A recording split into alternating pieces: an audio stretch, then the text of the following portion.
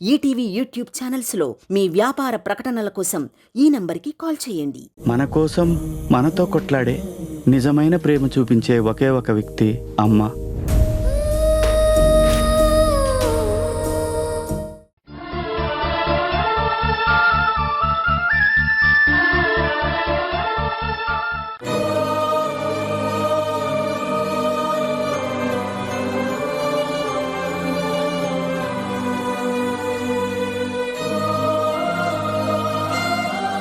మిమ్మల్ని దేవుడిగా కొలిచాను, కానీ మీరు వరం ఇవ్వడానికి బదులు శాపమిచ్చారు.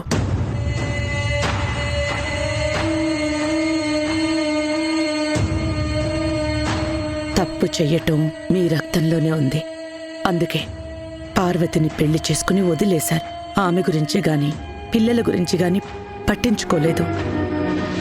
మీరు చేసింది నేరం. దాన్ని ఒప్పుకోకపోవడం పాపం.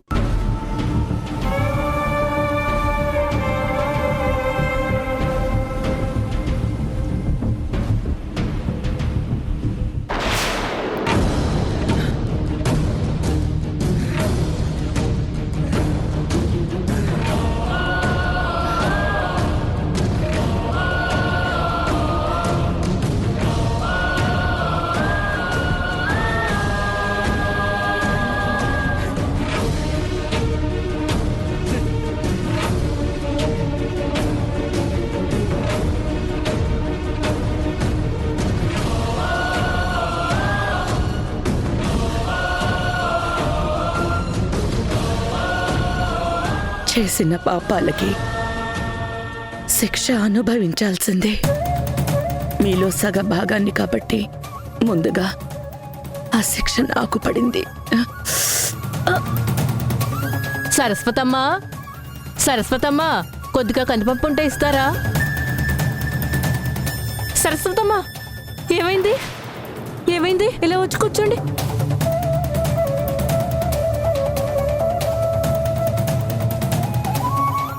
కూర్చోండి.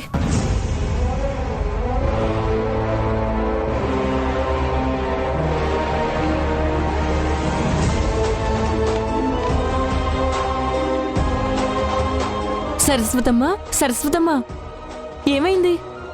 హాస్పిటల్కి వెళ్దామా? వద్దు శాంతమ్మా, నిన్నంతా ఉపవాసం ఉన్నాను. ఈ వయసులో ఇవన్నీ ఎందుకమ్మా? దేవుడికి మనస్ఫూర్తిగా దండం పెట్టుకుంటే సరిపోదా? ఉండు, కాసిని పాలు తీసుకొస్తాను, తాగుదువు గాని.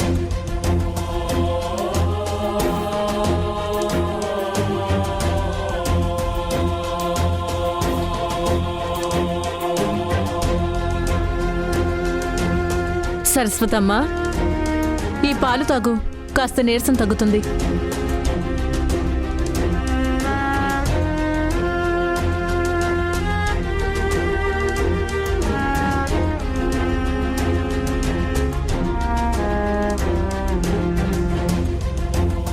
పద, మనం హాస్పిటల్కి వెళ్దాం.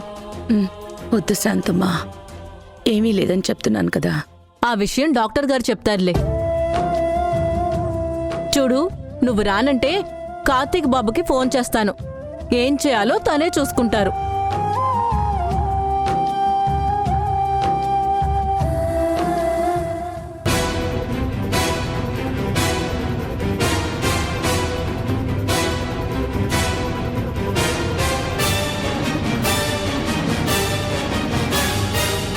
శ్రీ, నువ్వు అన్నది నిజమే. ఈ పరిస్థితికి కారణం నేనే. కానీ ఇదంతా నేను తెలిసి చేసింది కాదు. కష్టం వచ్చినప్పుడే ఫ్యామిలీలో అందరూ కలిసి ఉండాలి. లేకపోతే మన బాధలు రెట్టింపోతే తప్ప తగ్గవు. డాడ్, నేను అమ్మ కోసమే మీతో కలిసి వస్తున్నాను, లేకపోతే వచ్చేవాడినే కాదు. మీరు చేసిన పని వల్ల నా ముందు తలదించుకొని నిలబడాల్సిన వాడు నా కాలర్ పట్టుకున్నాడు. శ్రీ, నీకు ఆవేశం ఎక్కువ అవుతుంది. ఇలాగే వేదతో కూడా అనవసరంగా గొడవ పడ్డావు. డాడ్, అమ్మ కార్తికేయ ఫ్యామిలీని సపోర్ట్ చేస్తుందని నేను అమ్మతో మాట్లాడడం మానేశాను.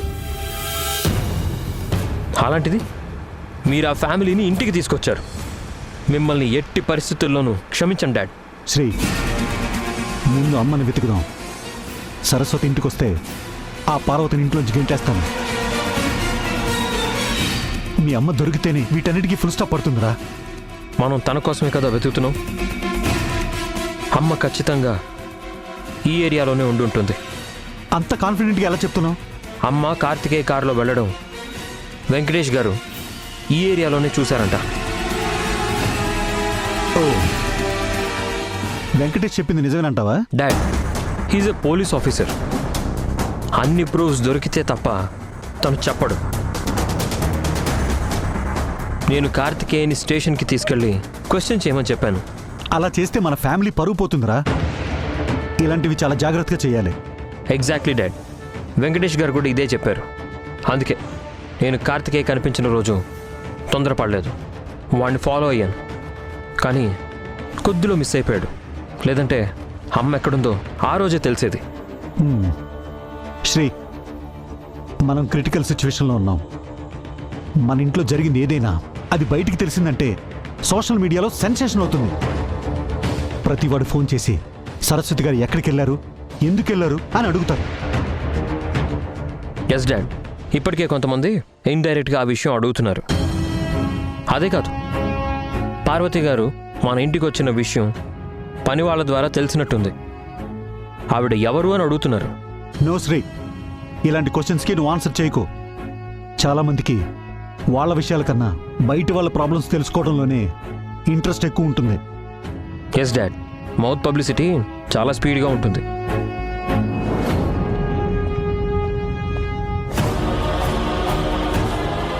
శ్రీ, ఈ ఏరియాలో సరస్వతిని ఎవరైనా చూసారేమో అడుగుదాం. ఆ సైడ్కి అక్కడ ఆపు.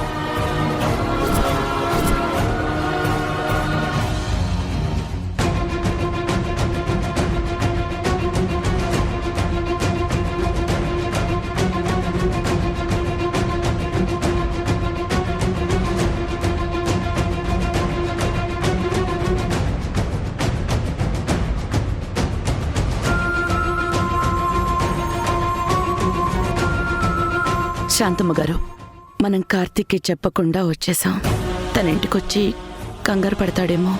ఫోన్ చేయకపోయారా సరస్వతి గారు? చేశాను, కానీ తన ఫోన్ కలవలేదు.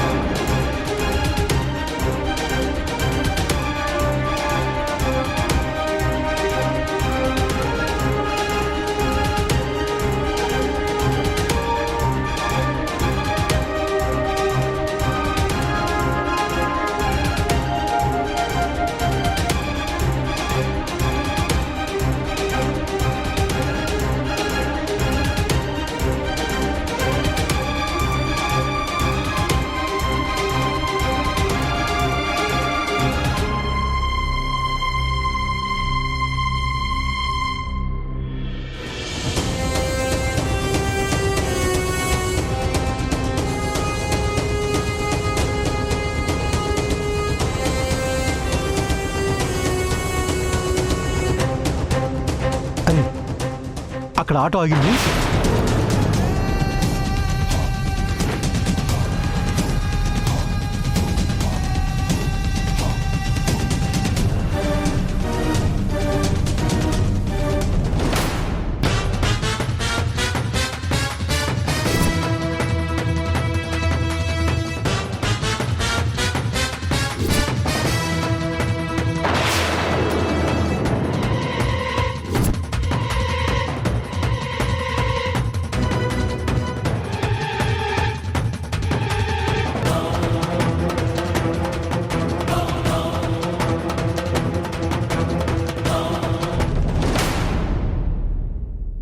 కుటుంబం అంటే ఫ్యామిలీ.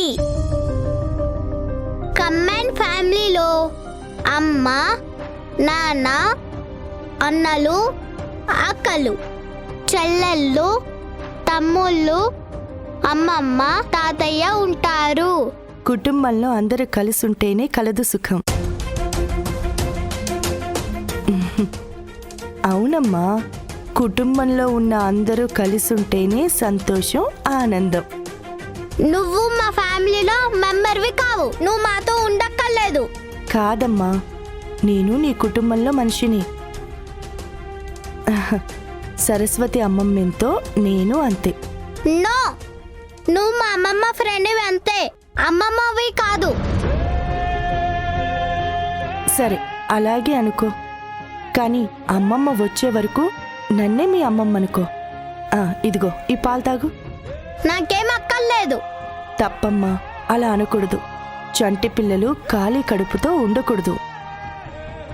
నాకు తెలుసులే, ఇప్పుడు నేను చదువుకోవాలి. నువ్వెళ్ళు. ఖాళీ కడుపుతో ఉంటే చదువు ఎక్కదమ్మా. పాలు తాగి కూర్చొని చదువుకో. నేను మళ్ళీ ఇక్కడికి రాను. వెళ్ళు, మళ్ళీ రాకు. మిల్క్ కూడా తీసుకెళ్ళు. అలా కాదు మోక్ష, నువ్వు ఈ మధ్య సరిగ్గా తినడం లేదు. నీ వయసు పిల్లలు తినకపోతే ఎలా ఎదుగుతారు? మీ పాఠాల్లో బాగా తినాలి, బాగా చదువుకోవాలి, బాగా ఆడుకోవాలని చెప్పలేదా?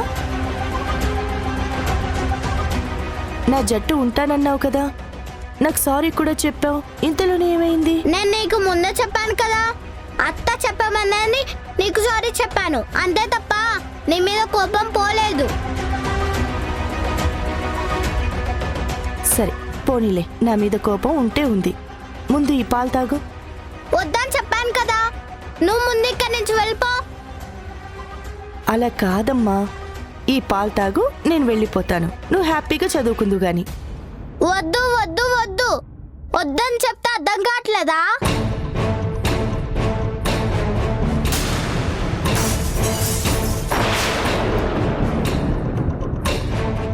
ముందు ఇక్కడి నుంచి నువ్వు వెళ్ళు.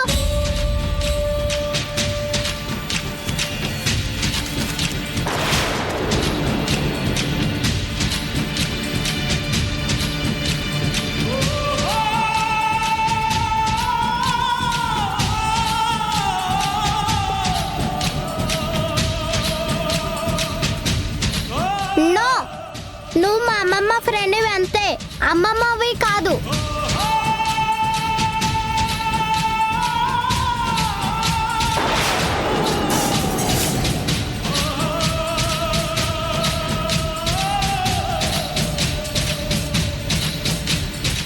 పార్వతి గారు, రండి, టీ కాఫీ ఏమైనా కావాలా? నేనంతా చూశానండి.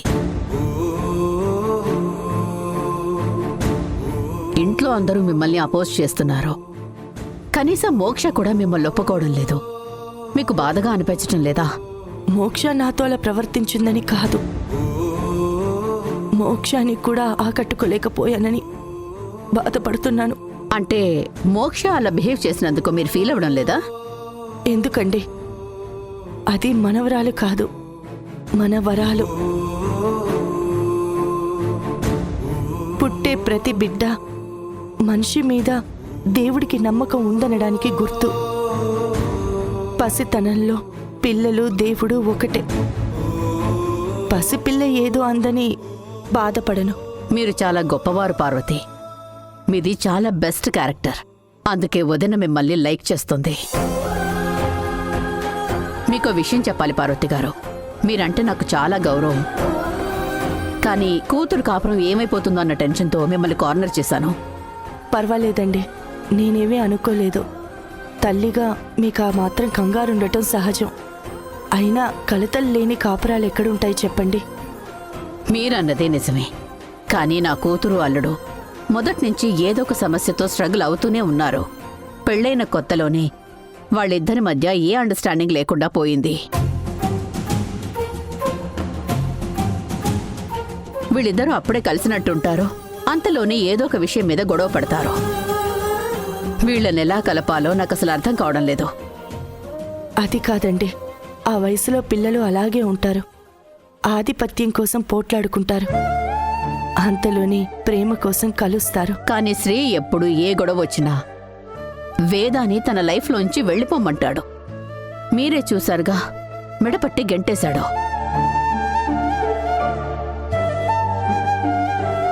ఇంతకు ముందు కూడా ఇలాగే చేస్తే వేద చాలా హర్ట్ అయింది. అప్పుడు నేనే వాళ్లకు సర్ది చెప్పాను. కానీ ఇలా ఎంతకాలం? మొగుడు పెళ్లాల మధ్య గొడవలు తాటాకు మంట లాంటివి, బగ్గుమని మండి ఆరిపోతాయి. అంతే తప్ప ప్రమాదం ఏమీ ఉండదు. నేను అలాగే అనుకున్నానండి. కానీ మీకు విషయం చెప్పాలి. తల్లిగా నేను చెప్పలేకపోతున్నాను గాని వాళ్ళకి మ్యారేజ్ అయింది కానీ ఆ తర్వాత ముచ్చట్లేవీ జరగనే లేదు. ఏంటండి మీరనేది? పెళ్ళై ఇంతకాలమైనా వాళ్ళకి శోభనం జరగలేదా? అవునండి. అందుకే వాళ్ళు ఇప్పటికీ అలా పోట్లాడుకుంటున్నారు. శోభనం కాకపోతే వాళ్ళ మనసుల్లో నువ్వు వేరు నేను వేరు అనే భావన ఉంటుంది, మనమనే అభిప్రాయం ఉండదు. అవునండి. కానీ ఏం చెయ్యాలో నాకు అర్థం కావడం లేదు. అయితే ఒక పని చేద్దాం, మనిద్దరం కలిసి వాళ్ళిద్దరినీ కలుపుదాం. నాకు ఈ ఇంట్లో ఎవ్వరి నుంచి ఈ మాత్రం సపోర్ట్ దొరకడం లేదు. ఇప్పటికి మీరు ఈ మాట అన్నారు, నాకు అదే చాలు.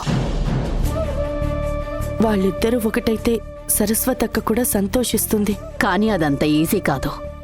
శ్రీ ఎంత మంచివాడో అంత మొండివాడు కూడా.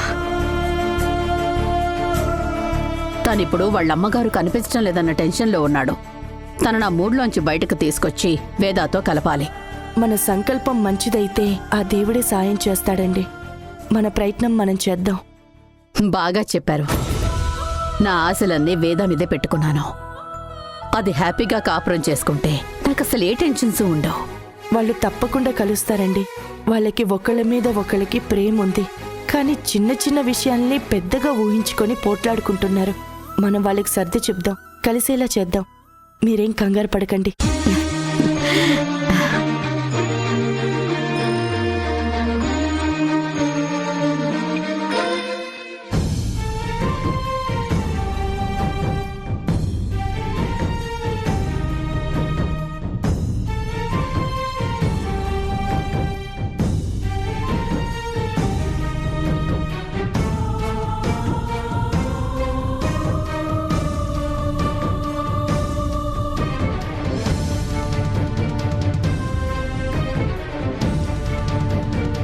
డాక్టర్ గారు, మా సరస్వతమ్మ కళ్ళు తిరిగి పడిపోయింది. చాలా తలనొప్పిగా కూడా ఉందంట. ప్రమాదం ఏం లేదు కదా? మీరెవరండి? వాళ్ళ పక్కింట్లో ఉంటానండి. సరే, కాసేపు మీరు వెళ్ళి బయట వెయిట్ చేయండి. రిపోర్ట్స్ రాగానే చెక్ చేసి చెప్తాను. అలాగేనండి.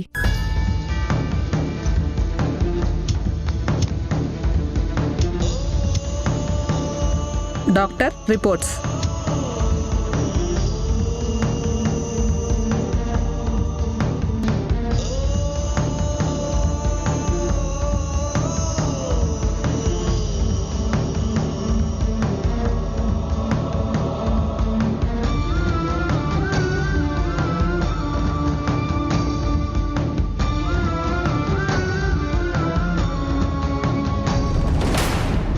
మేడం, మొన్నొచ్చినప్పుడే మీ ఇంట్లో వాళ్ళు ఎవరినైనా గానీ తీసుకురమ్మని చెప్పాను కదా.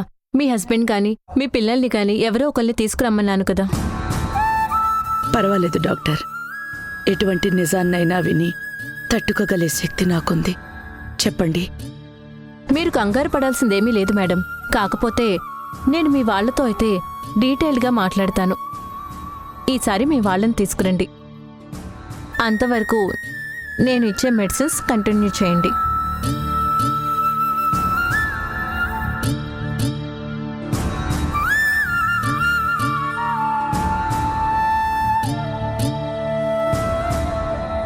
ఈ మెడిసిన్ వాడండి. అలాగే డాక్టర్.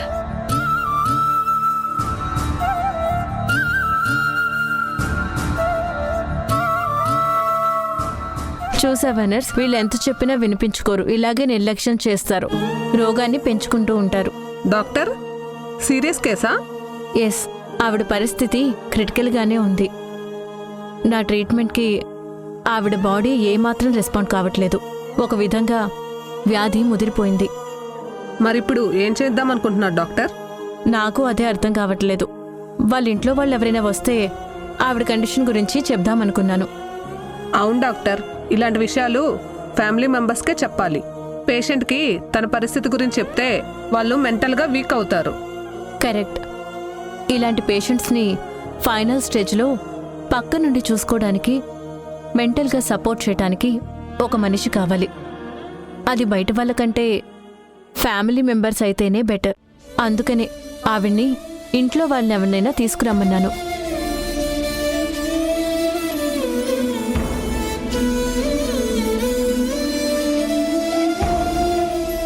సరస్వతమ్మ, డాక్టర్ గారు ఏమన్నారు? ఇక నుంచి ఉపవాసాలు ఎక్కువ చెయ్యొద్దు అన్నారు. ఇంతకు ముందు నీరసానికి టాబ్లెట్ ఇచ్చారు కదా, అదే వాడమన్నారు. అమ్మయ్యా, ఇక నుంచైనా జాగ్రత్తగా ఉండు సరస్వతమ్మ. పోనీలే, ఏమీ కాలేదు అన్నారుగా. ఇప్పటికీ నా మనసు కుదుటపడింది.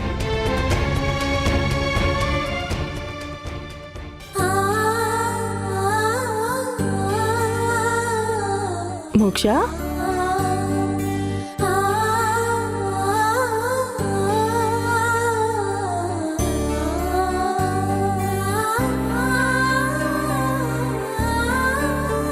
మోక్ష, నీకిష్టం లేకుండా నీకు అమ్మమ్మని అవ్వలేను. నీకు కోపం వస్తే తిట్టడానికి, గొడవ పడడానికి ఒక మనిషి కావాలి కదా. అలాగైనా నాతో మాట్లాడతావా?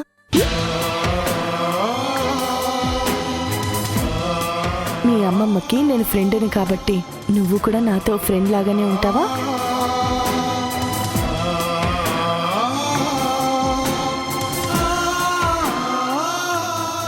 పెద్ద కుటుంబం నుంచి వచ్చావమ్మా. అందరూ ఉండి కూడా ఒంటరి దానివైపోయావు.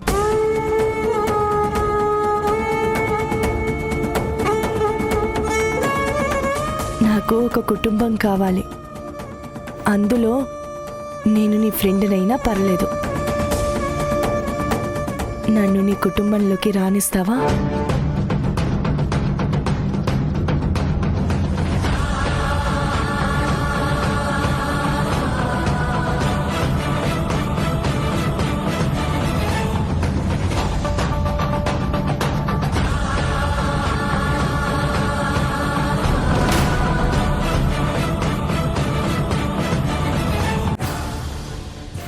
రిషి, ఏంటిది? మా అమ్మని ఎక్కడ దాచావు? చూడు, తమ్ముడివని సహిస్తున్నాను. మీ అమ్మ డబ్బు కోసం మా నాన్న వెనకాల పడింది. మీ అమ్మ ఒక